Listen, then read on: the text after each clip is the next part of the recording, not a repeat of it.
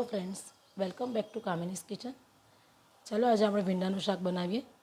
ભીંડાનું શાક બનાવવા માટે મેં 500 ગ્રામ ભીંડાને ચોખ્ખા પાણીથી ધોઈ અને કોરા કપડાથી લૂછી લીધા છે અને તેને ગોળ ગોળ સમારી લીધા છે. તમે એને ઊભા સ્લેટની જેમ પણ સમારી શકો છો અને આવી રીતે પણ સમારી શકો છો. એ તમારી ચોઈસ પર ડિપેન્ડેડ છે. ભીંડાનું શાક બનાવવા માટે મેં એક પેનમાં 2 મોટા ચમચા જેટલું તેલ લઈ લીધું છે. તેમાં અડધી ચમચી રાઈના દાણા અને 1/4 ચમચી મેથીના દાણા નાખવા અને તેને ક્રેકલ થવા દેવા. રાઈ અને મેથીના દાણા ક્રેકલ થવા આવે એટલે તેમાં મેં એક લીલા મરચાંને સ્લીટ કરીને લઈ લીધું છે, તે નાખી દેવું.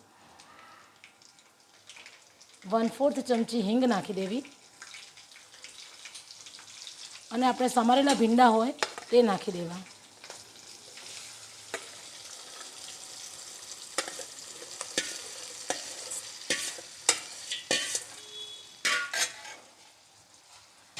હવે ગેસની ફ્લેમ મીડિયમ કરી દેવી.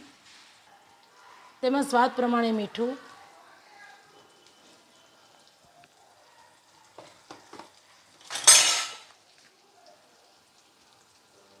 બે ચમચી જેટલું લાલ મરચું, 1/2 ચમચી હળદર નાખી અને મિક્સ કરી દેવું. ભીંડાના શાકમાં તેલ અને મરચું થોડું સારું હોય ને તો વધારે સારું લાગે છે ફ્રેન્ડ્સ. તે એકદમ ટેસ્ટી થાય છે. તેલ અને મસાલા બરાબર મિક્સ થઈ જાય એટલે ગેસની ફ્લેમ સ્લો કરી દેવી અને ધીમા તાપે ઢાંકી અને ભીંડાના શાકને 5 થી 10 મિનિટ માટે ચડવા દેવું. 2-3 મિનિટ પછી ભીંડાનું શાક એક વખત હલાવી લેવું ફ્રેન્ડ્સ. ભીંડાના શાકને ચડતા બિલકુલ વાર નથી લાગતી.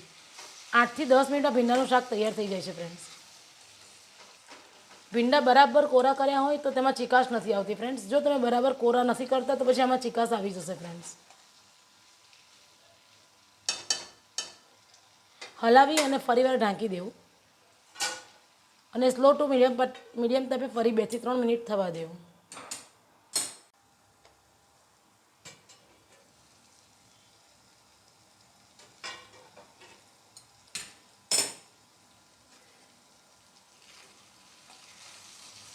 ભીંડા ચડી ગયા છે ફ્રેન્ડ્સ.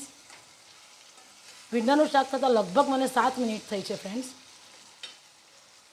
ભીંડા ચડી જાય એટલે તેમાં 1 થી 1.5 ચમચી જેટલું ધાણા જીરું નાખી દેવું.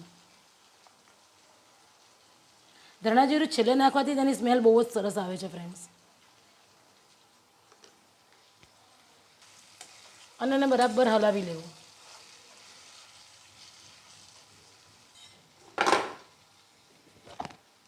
ઉપરથી થોડો કોથમીરના દાણા સ્પ્રિંકલ કરી દેવા. ભીંડાનું શાક તૈયાર છે ફ્રેન્ડ્સ. ગેસની ફ્લેમ ઓફ કરી દેવી.